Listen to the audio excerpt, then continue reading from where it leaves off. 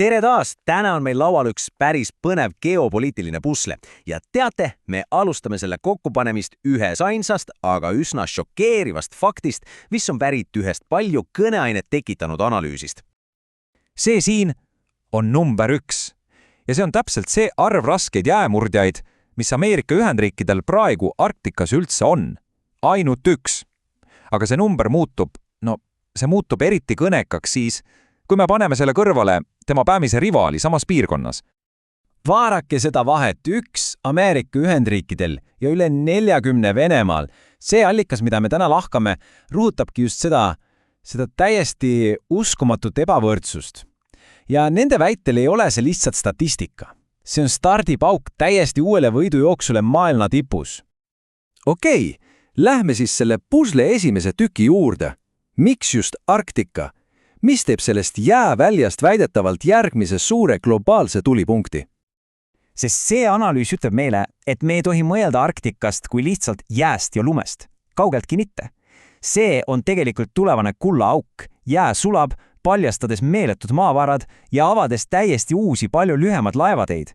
Ja just see ongi see tulevane majandusliku ja strateegilise võimu kese, mida Ameerika Ühendriigid, vähemalt Donald Trumpi visiooni kohaselt, iga hinna eest domineerida tahab. Hea, küll, aga kuidas sa kavatsed võistelda, kui seis on 1-40 vastu? Kuidas plaanib USA seda meeletud vahet vähendada? See küsimus viib meid otse selle analüüsi käskmese, selle strateegia tuumani. Ja siin see plaan ongi, samm-sammult. Esmalt, ehitada täiesti uus laevastik, koguni 11 modernat jäämurdjat. Teiseks, ja see on huvitav, kasutada ära Soome sajandite pikkust laevaehituse kogemust. Kolmandaks, kindlustada Gröönimaa endale üliolulise strateegilise tugipunktina ja lõpuks kõige selle tulemusena domineerida uusi kaubandus- ja sõjalisi teed seal põhjas. Ja saage aru, see allikas ei esita seda kui mingit tavalist mereväe hanget. Ei, see on mitme dekaadi pikkune geopoliitiline suurplaan, mis on suunatud otse nii Venemaa kui ka Hiina vastu. Ja see Gröönimaa teema, see on võti. Allikas tsiteerib siin Trumpi väidetavaid sõnu. Kui me ei saa Gröönimaad rahaga, siis peame võib-olla kasutama sõjalist jõudu. Ameerika Ühendriikide ja kogu läänemaailma julgeoleku nimel. Mõelge sellele. See, mida paljud pidasid veidraks naljaks, Trumpi soov osta Gröönimaa, oli allika väitel surmtõsine strateegiline käik. Ja väidetavalt rääkisigi Taani peaminister sellest teemast väriseva häälega. Aga see Arktika plaan ei toimi üksi. See on seotud millegi palju suuremaga. Täiesti uue nägemusega NATOst. Ja see nägemus on, see on läbinisti tehingu põhine. Lihtne, oled kasulik, saad preemiat. Ei ole, saad karistada. Ja siin on suurepärane näide preemiast liitlane Soome. Miks? Sest nemad aitavad ehitada 4 jäämurdjat ja annavad oma teadmised veel 7 jaoks. Ja mis on tasu? Preemia. 64 tutut F-35 hävitajat nende õhuväe moderniseerimiseks. See analüüs ütleb selgelt, see polnud mingi tavaline relvamüük, see oli otsene makse Soomele tema võtmerolli eest USA Arktika plaanis. Ja siin on mündi teine pool, karistus.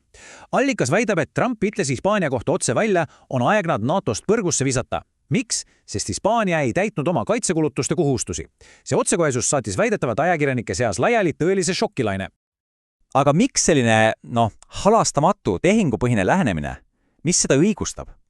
Allika järgi on vastus lihtne. Euroopa enda sisemine allakäik. See analüüs teeb kiire ülevaate mitmest Euroopa riigist ja see pilt, mis sealt avaneb, on üsna tume. Võtame näiteks Belgia. Allikas kirjeldab seda kui kunstlikult loodud riiki, mida rebib lõhki sügav konflikt prantsuskeelsete valloonide ja hollandikeelsete flaamide vahel. Lisage siia veel kontrollimatu ränne ja ühtse identiteedi puudumine ja tulemuseks ongi väidetavalt riik, mille väljavaated on, üsna sünged. Või siis Holland.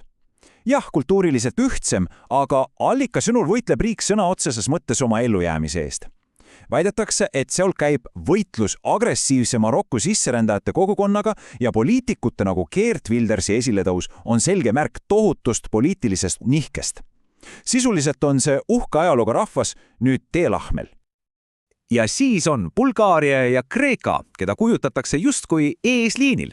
Bulgaariat ähvardavate hiiliv ottomaniseerumine Türgi mõju tõttu, samal ajal kui Kreeka, kunagine suur tsivilisatsioon, on väidetavalt Euroopa Liidu pantvangis, võideldes korruptsiooni ja kaitsmata piiridega.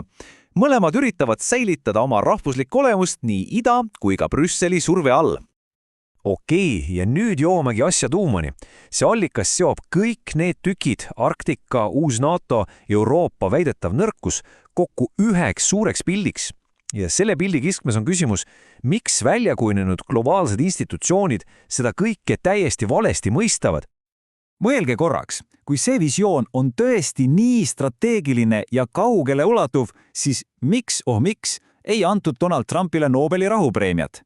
Analüüsi autor esitab selle küsimuse otse ja vastab ise, sest Nobeli komitee on moraalses pankrotis ja on kaotanud igasuguse prestiiži. Ja tüvestuseks tuuakse midagi päris huvitavat, tsiteeritakse Venezuela opositsiooniliidrit Maria Corina Machadot, kes auhinda vastu võttes väidetavalt ütles: "Pühendan selle auhinna kannatavale Venezuela rahvale ja president Trumpile tema otsustava toetuse eest meie eesmärgile." See on allika sõnul ülim ninarips Nobeli komiteele, auhinna tegelik saaja tunnustab just seda inimest, keda komitee ignoreeris. Ja siit tulebki lõppjäreldus. See allikas väidab, et väljakujunenud institutsioonid, need on lihtsalt pimedad selle uue geopoliitilise strateegia suhtes. Inimesed nagu ÜRO peasekretär või Nobeli komitee liikmed on väidetavalt Skandinaavia liberaavid, kelle jaoks tugev ja konservatiivne Ameerika on juba eos vastumeelne. Ja just sellepärast ei suudagi nad seda suurt pilti näha ega tunnustada. Nii et siin see on.